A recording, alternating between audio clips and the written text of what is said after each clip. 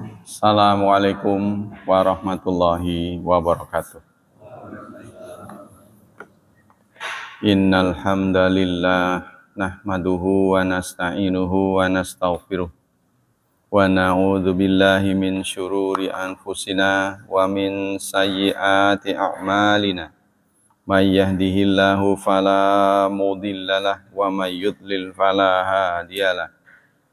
Asyhadu an la ilaha illallah wa asyhadu anna Muhammadan abduhu wa rasuluh la nabiyya ba'da. Allahumma salli wa sallim ala nabiyyina Muhammad sallallahu alaihi wasallam wa ala alihi wa sahbihi wa man sara ala nahjihi ila yaumiddin. Amma ba'd. Ayo ikhwah, pelajaran untuk hari Jumat adalah Mausu'atul Aqidah, ensiklopedi tentang akidah. Kali ini tentang iftirak. Kemarin kan a'raf. Nah, iftirak. Iftirak itu dalam bahasa artinya tamyiz wa tazyil baina syai'in. Pisahnya dua hal, ya, terpisahnya dua hal. Jadi dalam istilah iftirak itu khuruj anis sunnah wal jamaah fi aslin kuliyin au juz'iyatin katsirah. Keluar dari sunnah wal jamaah dalam dasar yang kuli dan juz'i. Kuli dan juz'i. Kuli itu menyeluruh, juz'i itu sebagian. Nah, persoalan ini tidak mudah ya. Dia itu adalah keluar dari ahlus sunnah wal jamaah. Jadi kita dikenalkan istilah ahlus sunnah wal jamaah. Apa itu ahlus sunnah wal jamaah? Ahlus sunnah wal jamaah ini mula sekali timbul setelah ada perpecahan. Nah, inilah iftirak ini yang kita bahas, ini perpecahan. Jadi asalnya adalah Ali menjadi khalifah, Ali radhiyallahu anhu, menantu Rasulullah menjadi khalifah. Nah, kemudian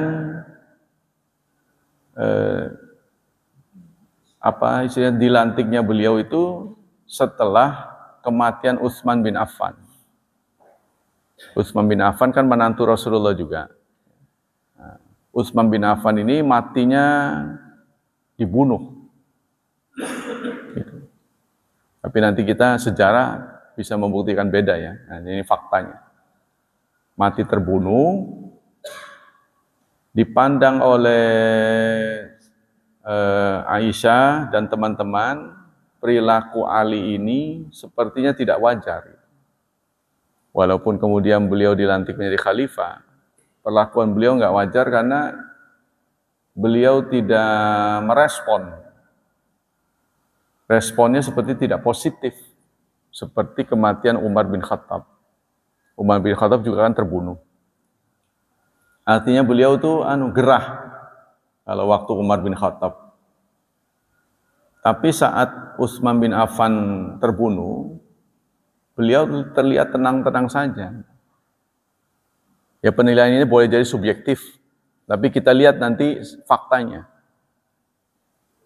Maka beberapa sahabat tersimpan dalam hati mereka, kenapa ya Ali ini kok tidak tumben gitu seperti yang dulu-dulu, Ali yang seperti dulu, dia berusaha mencari siapa dalang pembunuhan gitu. Kelihatannya anteng-anteng aja. Maka dilantiknya beliau itu tidak lantas semua orang setuju gitu. Karena kok nggak beres gitu, sepertinya. Karena dulu kan memang pelantikan itu nggak seperti sekarang ya, diikat dengan undang-undang 5 tahun sekali gitu. Belum ada dulu. Pokoknya itu mati aja baruan. Jadi bukan lagi hidup di periode itu kan demokrasi ya. Berdasarkan pilihan rakyat. Kalau dulu tidak, kalau khalifah itu seumur hidup. Sepanjang dia masih bisa menjalankan pemerintahan, maka tidak boleh diuzlah, tidak boleh diturunkan. Nah itu menurut ajaran Islam. Jadi inilah fiqh siyasah. Saya kenalkan lagi fiqh siyasah. Jadi fikih itu banyak, ada fikih ibadah, fikih muamalat. Salah satu cabang dari fikih itu fiqh siyasah. Fikih yang mendalami siasat, politik. Jadi salah orang mengatakan bahwa membicarakan politik itu tidak boleh, karena itu bagian dari fikih. Maka ketika Ali menjadi khalifah, sudah timbul tuh adanya gerakan-gerakan yang tidak setuju. Di antaranya adalah Ammar bin As, seorang sahabat yang menjadi gubernur di Mesir. Dia tidak bersedia tunduk kepada Ali.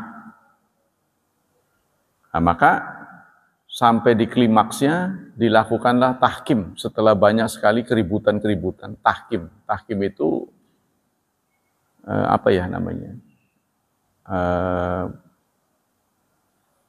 Damai gitu ya, damai dalam politik. Jadi dilakukan tahkim, Ali diwakili oleh Abu Musa Al-Asy'ari kalau nggak salah. Kalau Muawiyah itu diwakili oleh Amr bin As. Amr bin As ini seorang politik, ahli politik. Abu Musa ahli ibadah. Nah, di mana-mana itu kecenderungannya ahli ibadah yang nggak ngerti ilmu umum, nggak pernah terlibat dalam politik, selalu kalah. Karena ibadah ini lebih mengedepankan kesopanan, tidak buruk sangka, nerima apa adanya. Ya nanti kalau perebutan kekuasaan dia selalu kalah. Nah ini kita lihat dalam sejarah ya. Nah maka dia lakukan tahkim. Jadi arbitrase namanya, tahkim. Dimulai dari pidato Abu Musa, wakil dari Ali. Dia mengatakan kekuasaan itu dari Allah, yang diamanai oleh Allah, sehingga kalau kalian kemudian mempertanyakan lagi, maka kekuasaan diminta dikembalikan kepada rakyat. Dikembalikan kepada rakyat. Ali sebenarnya tokoh yang sopan. Beliau lebih cenderung kepada akhlak. Selalu mengedepankan akhlak. Orangnya nerimanan gitu. Daripada terjadi perpecahan, lebih baik saya serahkan lagi kepada kalian, apa mau kalian. Kalau kalian keinginannya saya, insya Allah saya terima. Tapi kalau tidak, ya enggak. Gitu. Nah, Abu Musa mengatakan kembalikan kepada rakyat. Kemudian Amr bin As sebagai seorang politikus maju ke panggung. Dia mengatakan, sebuah negara tidak boleh kosong dari seorang pemimpin. Karena Anda sudah menyerahkan kepemimpinan, maka saya serahkan kepada Muawiyah. Kata Amr bin As. Karena ini sudah diserahkan, saya ambil kekuasaan itu, saya serahkan kepada Muawiyah. Ali kok ya setuju gitu. Ya sudah, kalau maunya begitu, demi persatuan umat. Jadi beliau lebih mengedepankan persatuan. Keputusan Ali ini membuat umat Islam terbelah menjadi 3. Nah inilah awalnya kata-kata Ahlus Sunnah mulai beredar. Pertama adalah kelompok Syiah. Menamakan dirinya Syiah itu juga mulai dari situ. Jadi Syiah, Ahlus Sunnah wal Jamaah, terus yang tengah-tengah Khawarij. Khawarij itu yang keluar. Jadi melihat sikap Ali yang demikian itu, sekelompok orang Islam mendukung sikap Ali. Nah, pendukungnya itu namanya Syiah. Terus ada yang tidak mendukung, bahkan keluar dari permainan ini, dianggap ini permainan. Jadi ini permainan oligarki gitu. Nah, mereka lalu tidak lagi mau nerima kekuasaan yang dibuat oleh oligarki.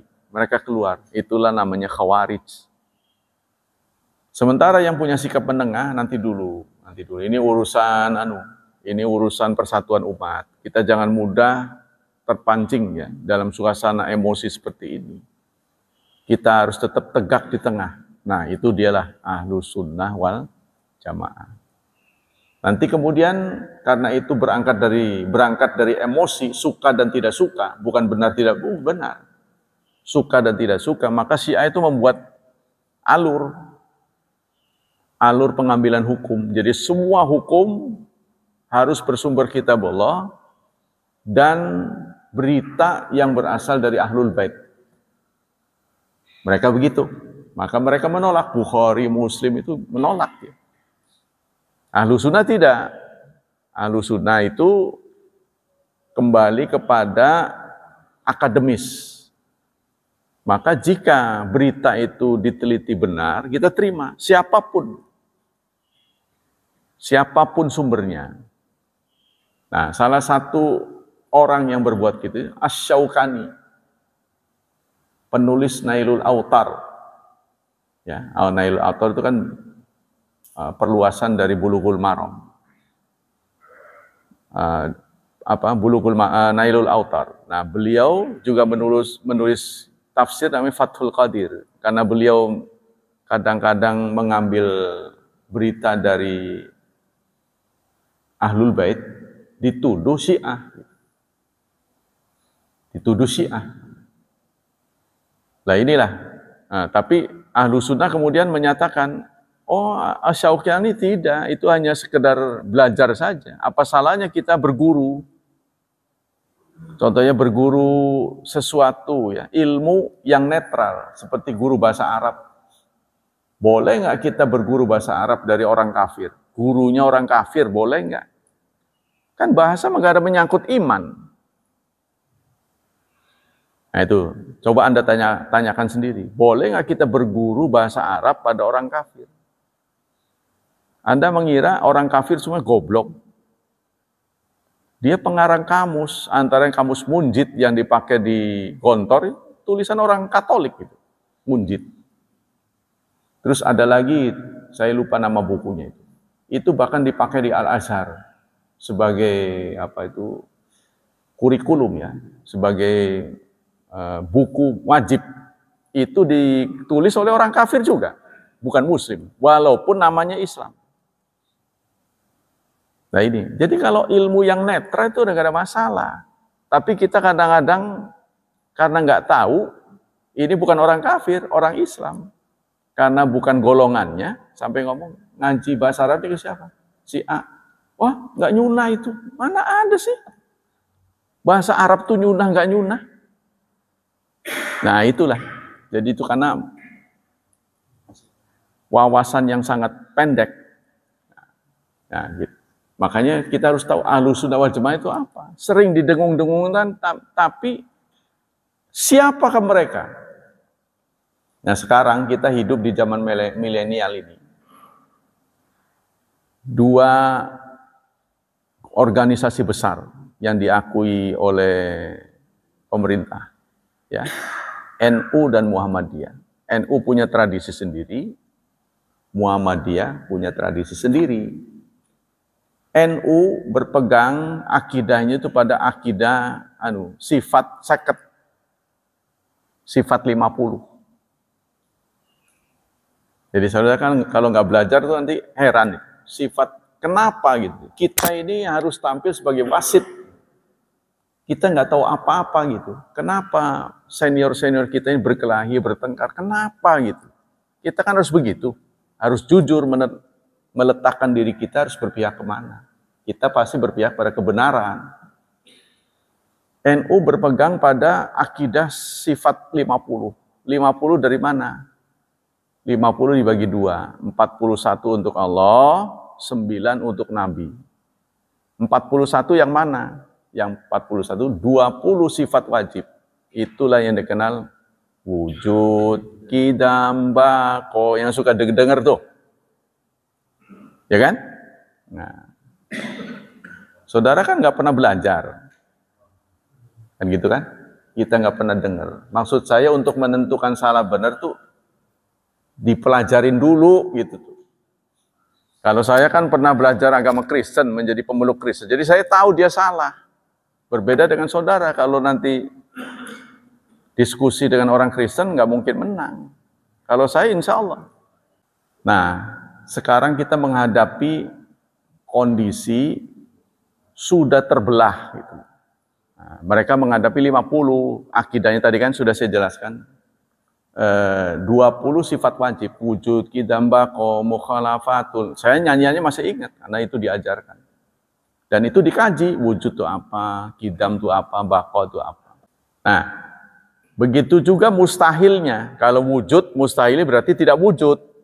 Begitu pokoknya tidak, 20 lagi, kan 40 kan?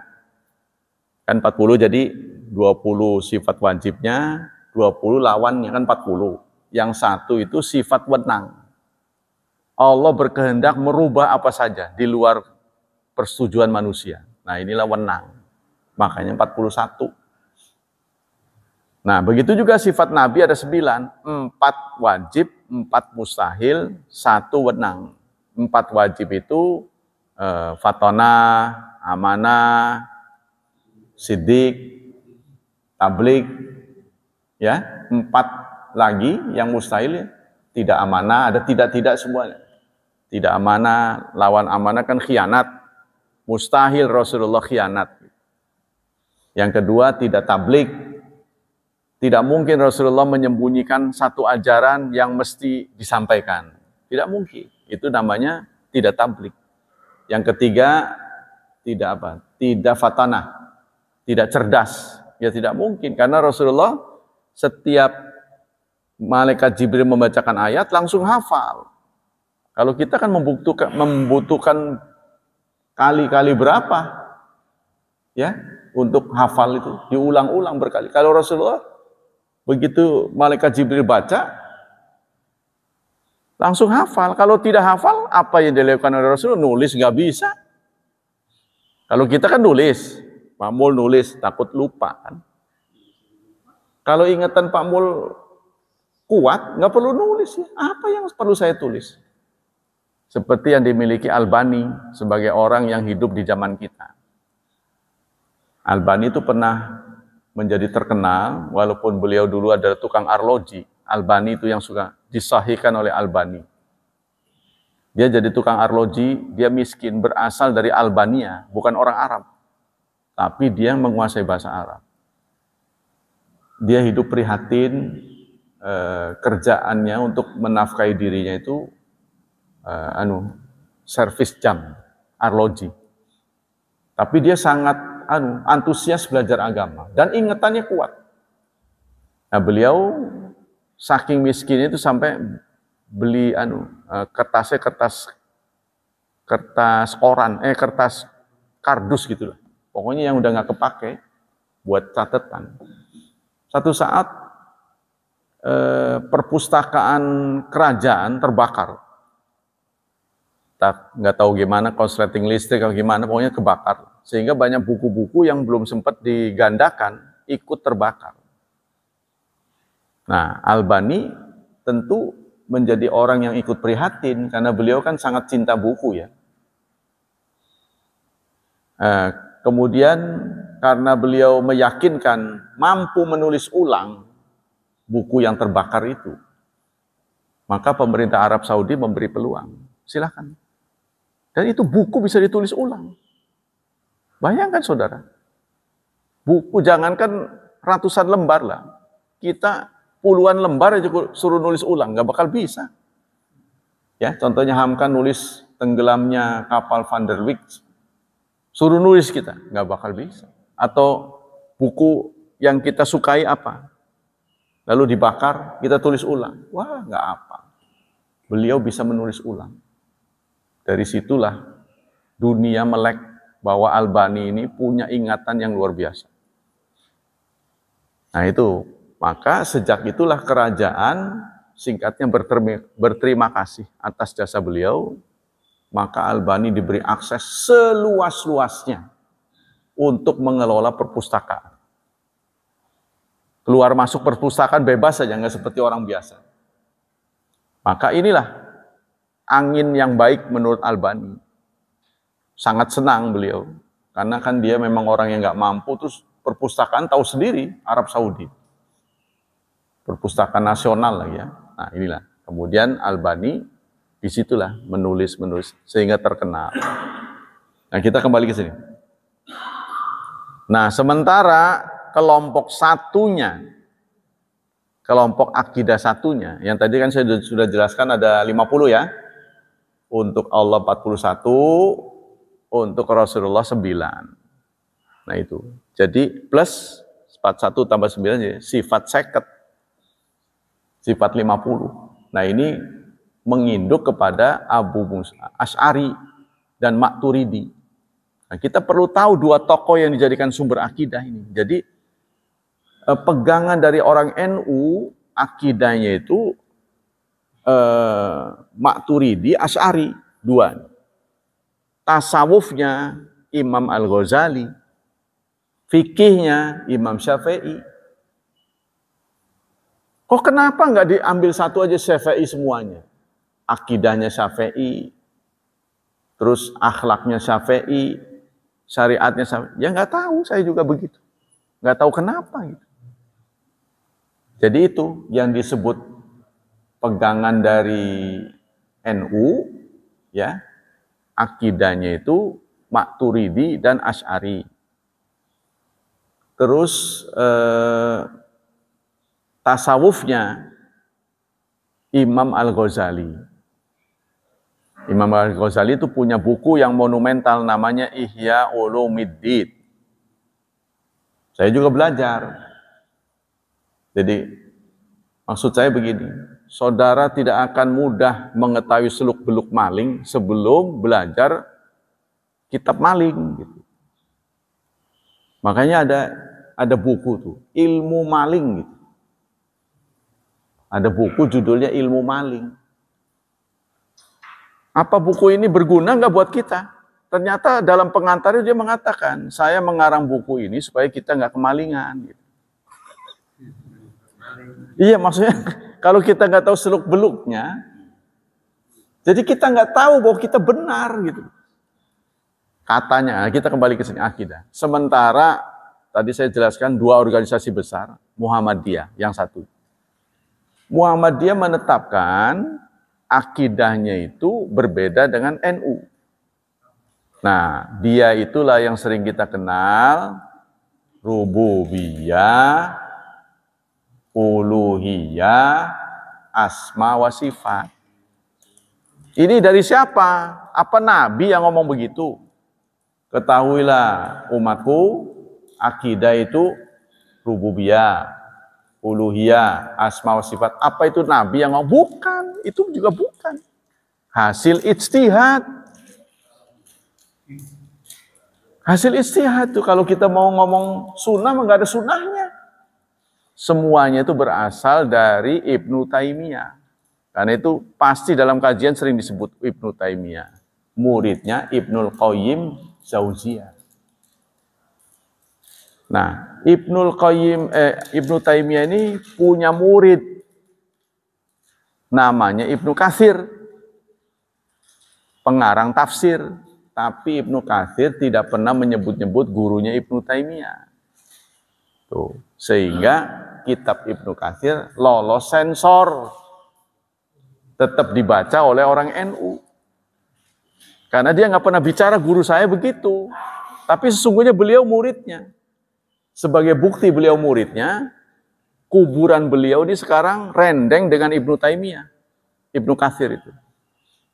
Sekarang di sananya, di Mesir, apa di Syam saya lupa. Nah itu sekedar. Nah kembali kepada mazhab yang ketiga. Nah inilah kata NU, kamilah ahlu sunnah wal jamaah. Kata Muhammadiyah, kami yang ahlu sunnah wal jamaah.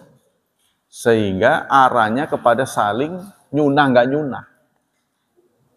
Tuh, itu sebabnya mereka melihat orang yang berbeda dengan mereka itu jadi matanya mendelik. Tuh, gitu maksudnya. Maka sekarang sudah ada anjuran udah ada suara dari NU, sebaiknya dilarang saja katanya. Dilarang saja. Enak aja dia ngomong begitu. Nah ini sampai ke arah itu. Mungkin itulah ditangkap oleh pemerintah, ini kalau dibiarkan akan terjadi gesekan. Gesekan ini terjadi karena kebodohan. Semuanya sama-sama bukan dari Nabi. Mana yang cocok itulah yang kita sekarang ini hidup di alam yang kita nggak tahu apa-apa. Kenapa mereka bertengkar?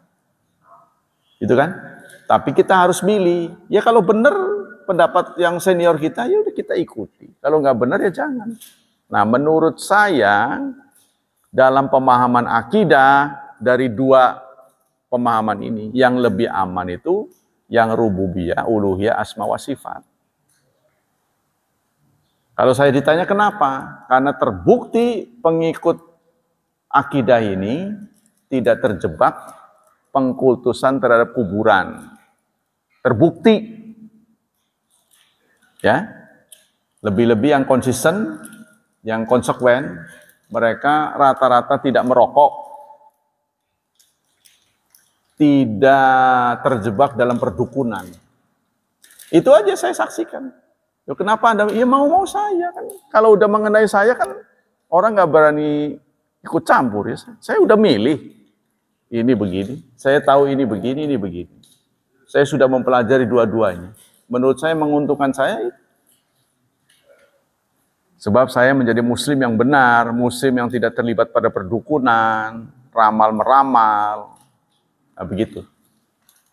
Gitu. Ya, itu terserah pada Anda. Boleh ikut saya, boleh tidak. Kan saya bukan nabi. Kan? Saya hanya menjelaskan. Saya hanya bertugas sebagai guru. Ini saya dipandu oleh buku-buku yang dikarang oleh orang ahli-ahli. Cuma saudara nggak tahu saja. Saya kan nggak memberitahu ini karangan siapa. Ini kumpulan ulama-ulama. Kalau saya ngomong itu ciri saya menciriin orang itu sesat nggak sesat tuh kalau dia ngomongnya esai itu terbuka. Setiap kajian dia nggak pernah bawa buku. Tapi ngomong ke sana, ngomong ke sini, katanya nanti umat Islam di akhir zaman istrinya 50. Sampai ngomong begitu. Itu kan bukan menceritakan hadis Nabi, itu bukan menyampaikan bahwa istri kaum muslimin ada 50, bukan. Nanti populasi wanita 50 berbanding 1. Itu yang disampaikan oleh Rasulullah, bukan suruh beristri 50. Gimana sih? Kan kesan orang yang menangkap ini muslim ini hipersek. Kan begitu. Bukan itu. Ini kesalahan. Dan kalau kesalahan diucapkan oleh seorang ahli seperti beliau, ya aneh gitu. Ya? Doktor ya, katanya tapi. Nah itulah saudara. Jadi supaya kita paham betul. Nah kita sekarang akan membahas kembali ke sini. Iftirak, perpecahan. Nah, perpecahan itu terbit dari perbedaan. Tapi tidak setiap perbedaan itu perpecahan. Apakah suatu tindakan bijak supaya tidak terjadi perpecahan, maka kita menghilangkan perbedaan? Ya tidak mungkin. Supaya tidak terjadi perpecahan, maka kita hilangkan perbedaan. Ya tidak mungkin, karena perbedaan itu muncul dari akal. Ya, pada binatang tidak ada perbedaan. Sama aja. Namanya ayam itu kasih pur, ya saya nggak pernah protes. Kalau kita bisa menolak. Nah itu perbedaan, jadi perpecahan timbulnya dari perbedaan. Tapi tidak semua perbedaan menimbulkan perpecahan. Yang diminta oleh Allah, kita boleh berbeda tapi jangan pecah. Ini yang susah. Ya kan? Maka itulah ditolak oleh bumi, langit, dan gunung. Boleh berbeda tapi jangan pecah, kan susah. Nah, kita kembali ke sini. Jadi itu ya. Jadi saling tuduh tuh ya, kedua mazhab itu. Sekarang statusnya, at-tafarruq wal iftiraq wasfun mazmum fi syar'i. Perpecahan itu sesuatu yang dicela dalam syariat. Dalam surat 42 ayat 13 nyata-nyata disampaikan. Syara'a lakum minad din. Allah telah menurunkan syariat berupa agama. Ma wassabihi Nuhan, yang pernah diwasiatkan kepada Nuh. Walladzi auhayna ilaik, dan diwahyukan kepadamu. Walladzina ausaina bihi Ibrahim, kepada Ibrahim, Musa dan Isa. Apa isi wasiatnya? Aqimuddin, tegakkan agama, wala tatafarraqu. Jangan berpecah belah. Tegakkan agama, jangan pecah. Itu kan? Perpecahan terjadi karena perbedaan. Tapi tidak boleh kita meniadakan perbedaan. Nah, contohnya begini nih. Hidup tanpa perbedaan itu tidak ada dinamis, tidak ada dinamika. Saya contohkan begini. Kita punya anak di rumah banyak, 4 lah. Ya, pagi-pagi gitu, anak-anak, ayo sholat subuh, semua sholat. Udah sholat subuh, sekarang belajar semua duduk. Nggak pernah protes, nggak pernah apa. Sekarang mandi semua. Sekarang duduk sarapan, duduk semua. Makan sampai habis semua. Begitukah yang kita mau? Ya, begitu, itu hidup robotik. Hidup robot itu. Manusia nggak bisa begitu. Maka kita punya anak, sholat. Ada yang duduk, ada yang ngelendean, ada yang pura-pura sebelah. Bikin kita kesel. Itulah hidup. Hidup tuh begitu. Sama dengan menghadapi umat. Ada begini, ada begitu. Tapi, walaupun kita berbeda, jangan pecah aja pokoknya. Silahkan Anda berkreasi. Ya kan? Sebab kalau ini tidak berkreasi, duduknya nggak akan begini. Weh, kok gimana sih? Mencar-mencar. Rata semua, rata. Nggak boleh milih. Kan perbedaan itu awal dari milih.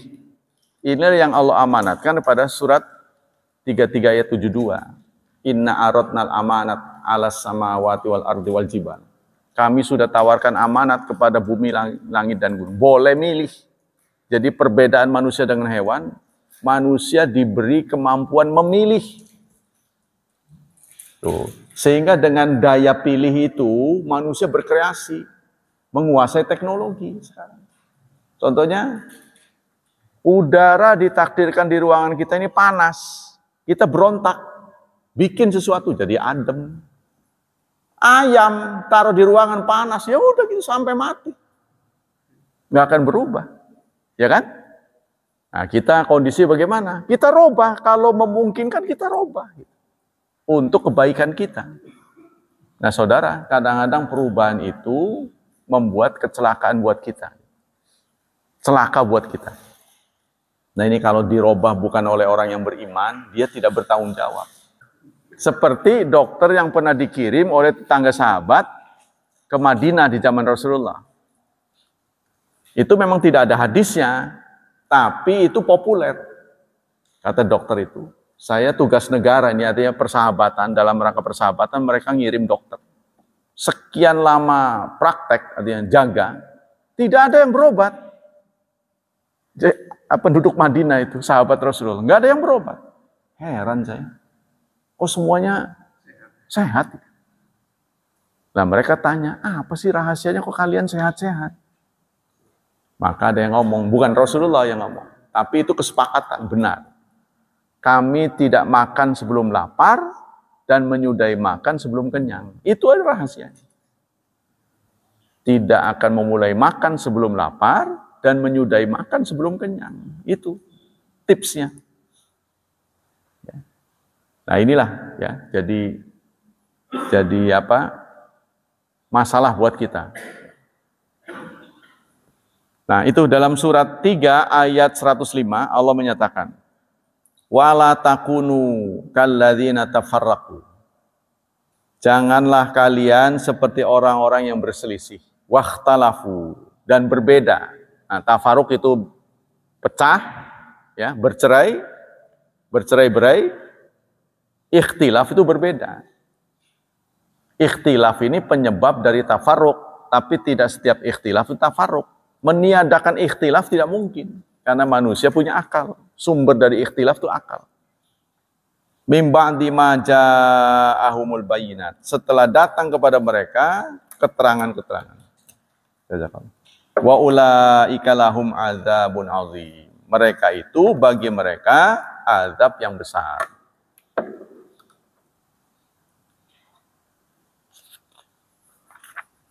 Nah, kemudian hakikat ikhtilaf. Ini kalau dibaca satu-satu banyak. Rasulullah pernah mengingatkan satakunu hanat wahanat. Faman arada ay yufarriqa amra hadil ummah wa hiya jami'un fadribuhu bisayf kainan mangkana. Nanti akan terjadi begini dan begitu. Rasulullah memberikan sinyal. Barang siapa yang punya niat memecah belah umat, niat, yang penting niat. Ya. Tapi kalau seseorang itu ijtihad, bukan niat yang memecah, memang pemikiran dia begitu, itu halal saja, boleh-boleh saja. Kan? Fadribuhu, maka tebaslah dia dengan pedang. Kana mangkana, siapapun dia. Nah, kalau ada orang niat memecah belah umat, jadi awalnya niat. Kenapa setiap isinya itu selalu ya mengarahkan ke pecah belah gitu. Memecah belah. Karena dia punya misi begitu, ya. Kalau memang sudah ditanamkan, ini orang seperti ini tidak layak diikuti. Kalau misinya pecah belah. Tapi jangan setiap melihat perbedaan langsung reaksi keras. Ya.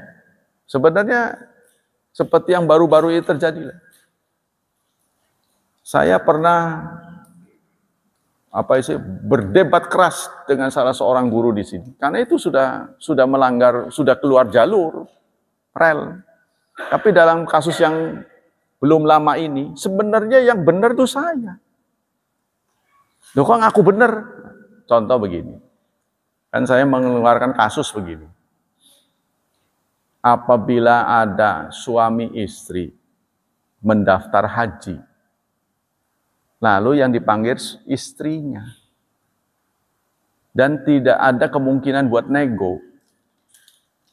Kan menurut hadis itu kan seorang istri harus keluar dengan mahramnya.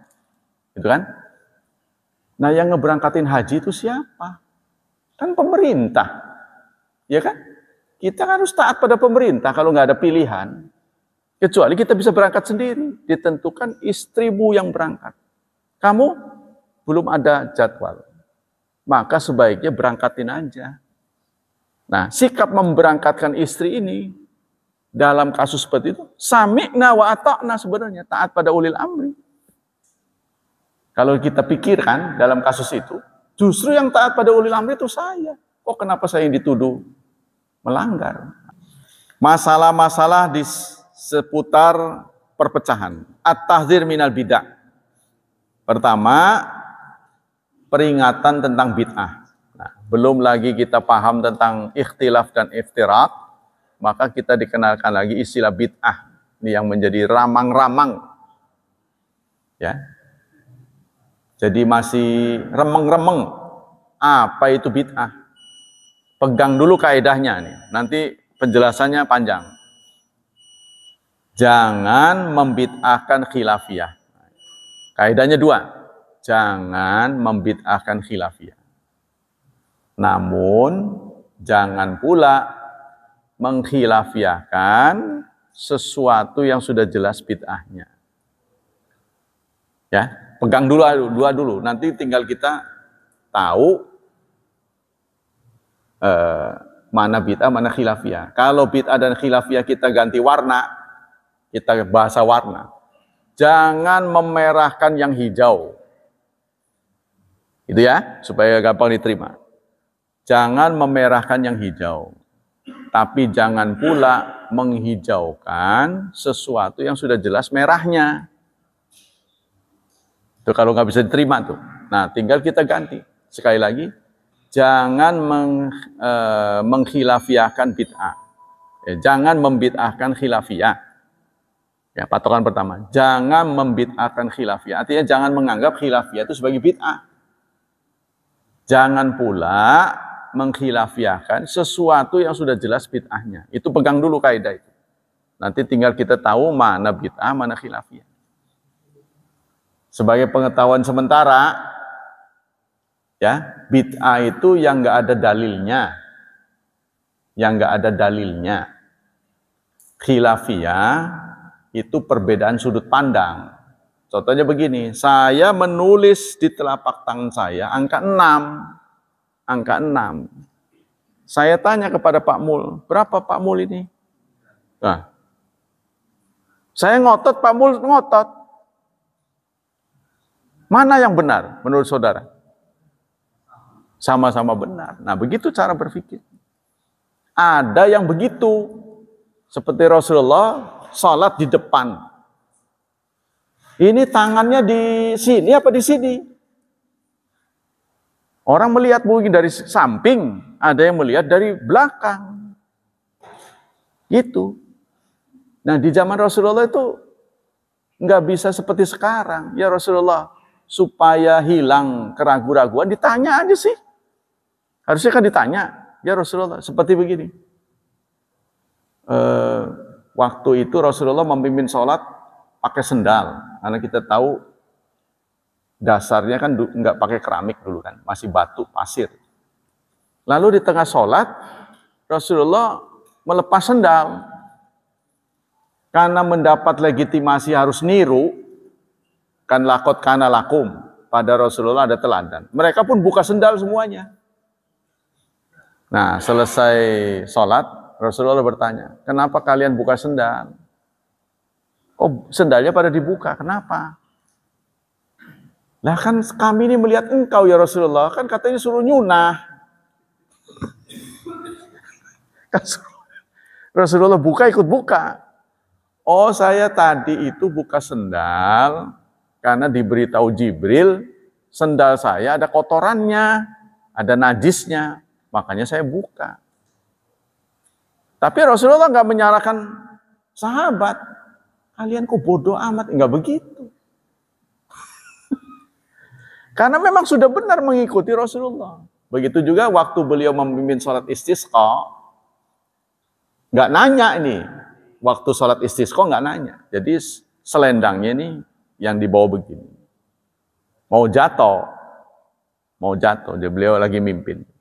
Nah itu setelah sholat ya. Lalu beliau tangkap, lalu dibalik begini. Dibalik. Nah, sikap Rasulullah seperti ini nggak sempat ditanya oleh sahabat, sehingga di fikih itu sholat istisqa itu sunnahnya membalik selendang. Apa itu salah? Ya nggak salah, itu Rasulullah. Memang Rasulullah begitu. Tapi yang lain mengatakan nggak nyunah, kan itu refleks. Gara-gara selendangnya mau jatuh, bukan harus begitu. Nah, kenapa pangkal dari perbedaan ini? Nggak ada yang nanya. Punten ya Rasulullah, tadi itu sunnah atau bukan? Harusnya begitu. Ini dilihat nggak sempat ditanya. Begitu juga tarawih. Tarawih itu tidak ada rakaatnya yang asli dari Rasulullah. Coba, yang menjelaskan sholat tarawih itu 11, itu pantauan Aisyah di rumah. Tapi asli tarawih adalah saat Rasulullah memimpin bulan Ramadan, ba'da Isya beliau bangun lagi. Sahabat ngikut, karena sahabat kan memang singkatnya antusias. Kalau dalam bahasa gaul kita ini, tergila-gila mengikuti Rasulullah. Jadi kira-kira kalau Rasulullah, begitu juga, begitu.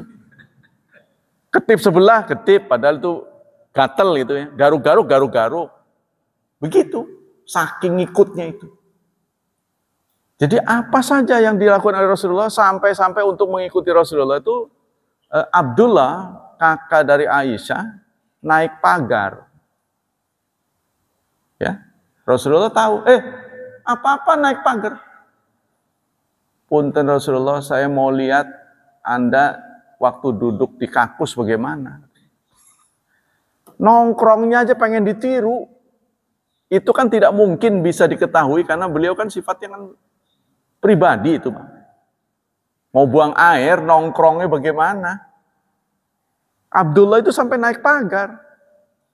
Tuh. Jadi begitu. Sampai Rasulullah keluar kamar mandi, gufronak. Bagaimana mungkin bisa diketahui kalau nggak deket? Bisa kedengar gufronak itu. Kan itu deket berarti yang denger itu. Lalu kalau wudu, beliau berdoa, kan kedengaran itu. Nah inilah, jadi sunnah Rasulullah itu harus dipahami. Kadang-kadang ini, terus ada perubahan konteksnya. Nah, dalam usul fikih disebut, jadi ilmu yang mempelajari gerak Rasul ini namanya usul fiqh. Jarang diajarkan konteksnya. Jadi ada kaidah begini. Al-hukmu yaduru ma'illatih. Hukum itu sangat tergantung pada motivasinya apa. Gitu. Kenapa contohnya Allah menentukan begini. Kenapa? Dilihat ilatnya. Ada ilatnya enggak? Ada sebabnya enggak? Tapi sebab dan ilat dibedakan. Kalau sebab itu tidak bisa kita tiru. Contohnya, aqimis salata liduluki syamsi. Tegakkan sholat karena tergelincirnya matahari. Gitu ya. Jadi nanti suatu saat kalau matahari tidak tergelincir, kita sholat zuhur enggak? Enggak sholat zuhur. Nah, saya tanyakan lagi. Orang yang biasa azan zuhur tuh di sini. Melihat matahari tergelincir apa enggak? Melihat situ. Ada enggak hadis yang melihat jadwal? Kan enggak ada. Maksud saya begitu. Kalau kita berpaku pada Quran dan Sunnah, pasti kita nggak bisa menjalankan deh. Percaya deh. Contohnya kalau ini ngelihat matahari dulu, manteng. Udah belum? Pasti berapa orang? Saban hari itu harus begitu. Nah gimana kalau subuh, isya? Wah lebih susah lagi.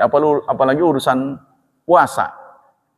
Ya, yang gampang ditengerin mah maghrib. Pasti jingga kan. Kalau sudah ada awan merah itu pasti maghrib. Tapi kalau kuning belum. Kalau udah merah itu. Yang jelas. Nah inilah temuan-temuan masa kini yang orang sebut dengan fiqhul waqi'. Bukan ingin memberontak pada ayat, tapi melihat ini, ayat ini. Bisa nggak dijalankan? Dan sekarang sudah banyak kasus-kasus. Seperti donor darah. Terus transplantasi. Tuh, boleh nggak? Ya, otopsi. Boleh nggak otopsi? Ada korban pembunuhan. Udah jelas-jelas mati. Tapi supaya ketahuan penyebab kematiannya apa, harus dibongkar tubuhnya. Kan menurut Islam ini mayat tuh harus dihormati, tidak boleh disakiti. Nah gimana hukumnya? Nah maka itu berkembang dari pemikiran ini, mayat ini milik siapa? Milik hamba apa milik Allah? Itu berangkat dari situ pemikirannya, panjang lagi nanti. Ya itu.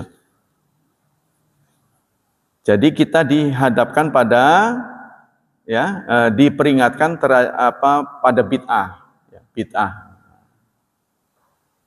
Yang kedua, khatar ikhtilaf muaddi ila iftiraq. Adanya kekhawatiran perselisihan yang akan membawa kepada pemecah belah, pecah. Jangan sampai selisih itu pecah. Kita tidak mungkin bisa sama.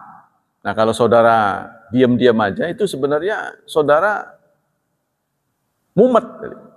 Mau nanya gimana, nggak nanya gimana. Itu jangan begitu. Akidah harus mantep. Iya atau tidak. Sehingga ketika kita diuji, kita kokoh. Jadi masuk Islam itu nggak boleh remeng-remeng. Iya apa ya enggak ya?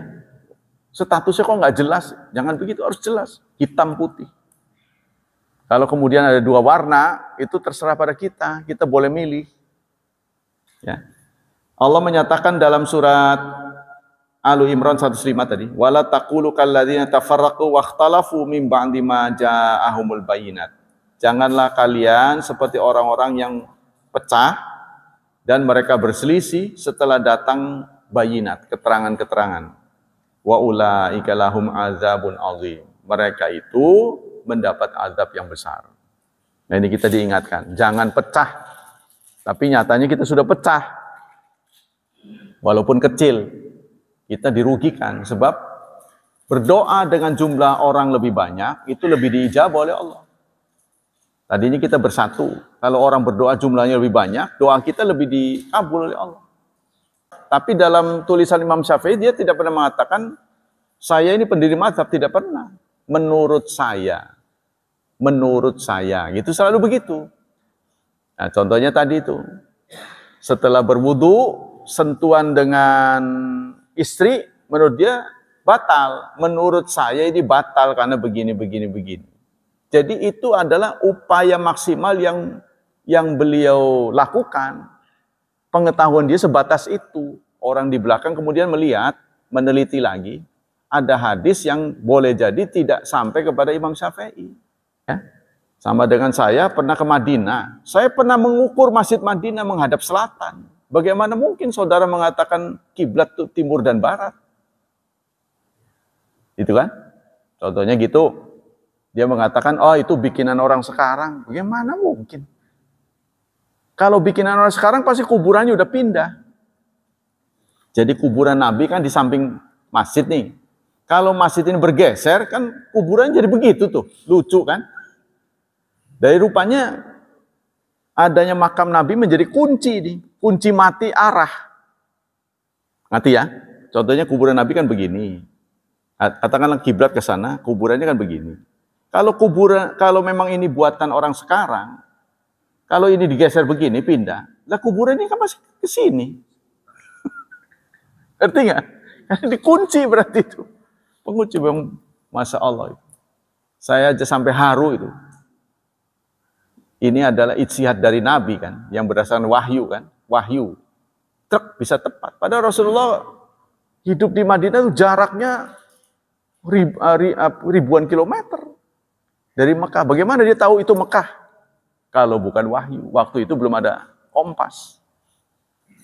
Nah itu tadi kalau pertanyaan Bapak, mungkinkah temuan-temuan dari imam-imam ini tidak sesuai?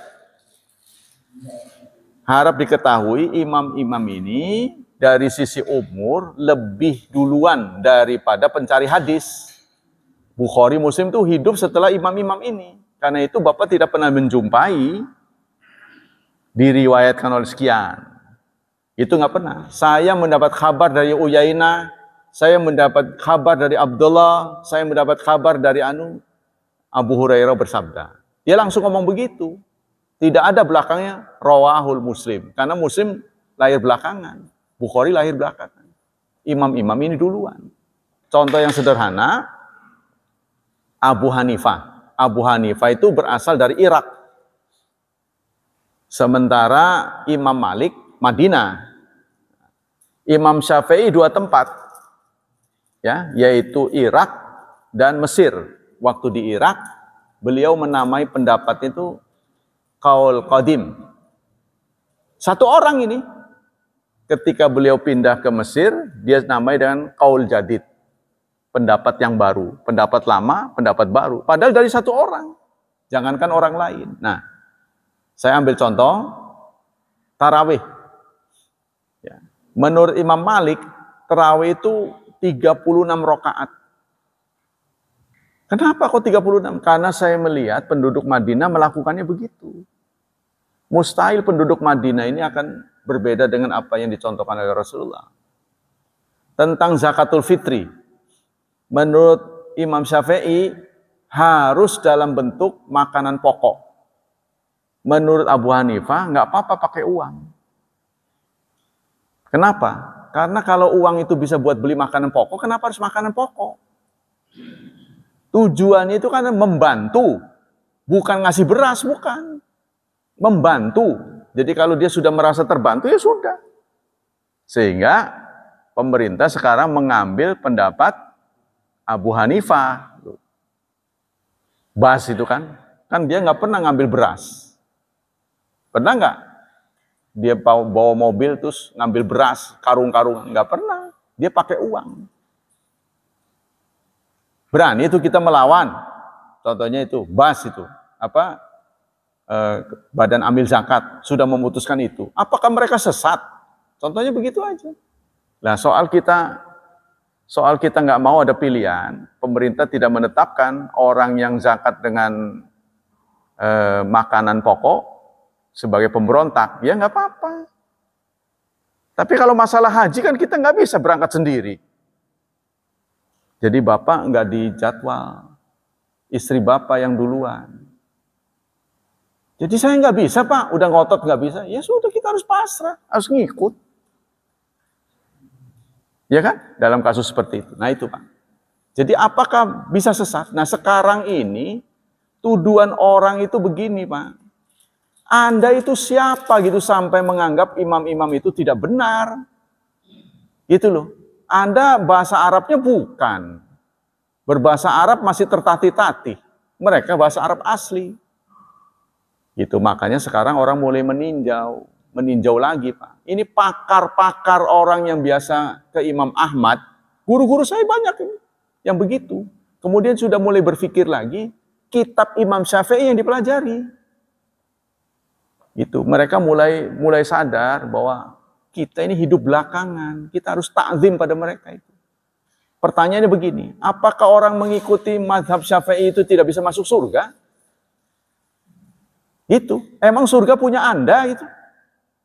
Gitu maksudnya Pak. Tapi persoalannya kita bedakan antara Syafi'i dan Syafi'iyah. Syafi'i itu yang tertuang pada bukunya.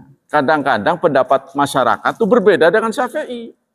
Contohnya, menurut Imam Syafi'i, sholat Jumat itu azannya 1. Tapi kan masyarakat 2. Kalau kita bilang 1, Anda Muhammadiyah. Kan begitu, padahal itu pendapat imamnya. Ketika saya sampaikan,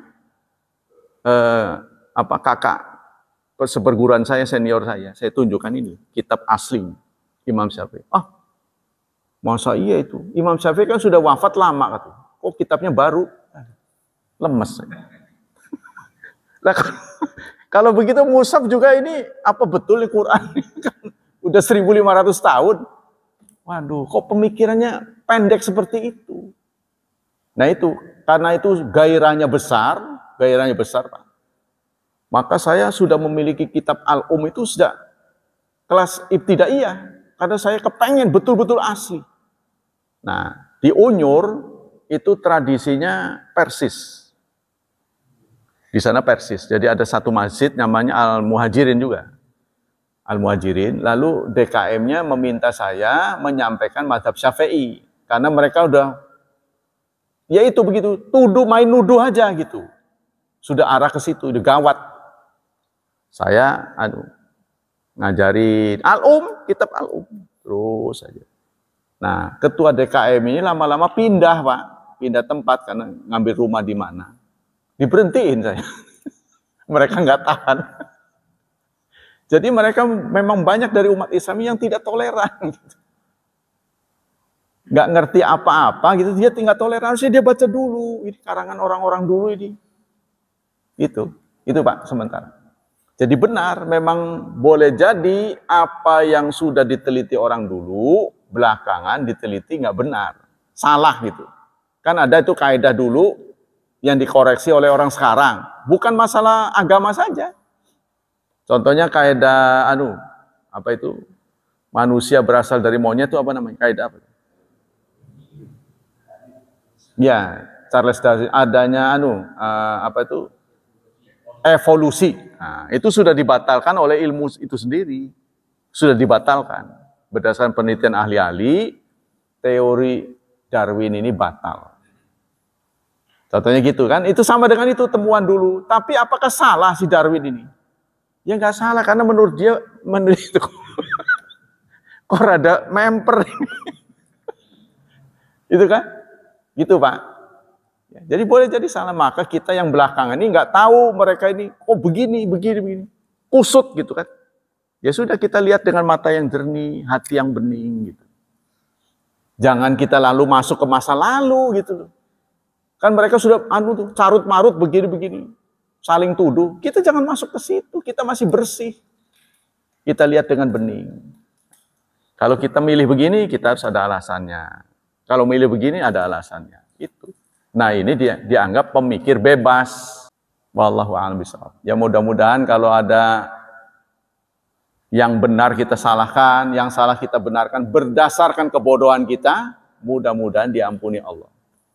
Tapi kalau kita tidak berbuat, tidak memutuskan, salah.